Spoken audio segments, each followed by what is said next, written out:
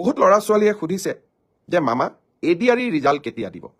ADRE result নমস্কাৰ, স্বাগতম জনাইছোঁ এই চেনেলৰ অন্য এটা ভিডিঅ'লৈ। এডিআৰই যি এক্সাম হৈছিলে 2024 অক্টোবৰ মাহত, তো সেই এক্সামৰ যি ৰিজাল্ট হয় এডিআৰই 2.0 তাৰ ৰিজাল্ট আপোনালোকে অতি শীঘ্ৰেই ঘোষণা কৰিব।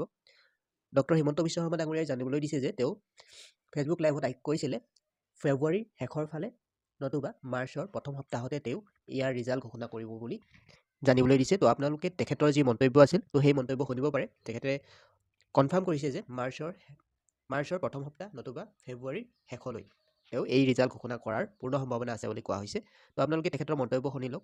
যদি কোনোবা নতুনকৈ আহিছে চেনেলটি ছাবস্ক্ৰাইব কৰি লওক আৰু কাষৰ বেল আইকনটো প্ৰেছ কৰিবলৈ নাপাহৰিব। আহক আজিৰ ভিডিঅ'টি আৰম্ভ কৰোঁ।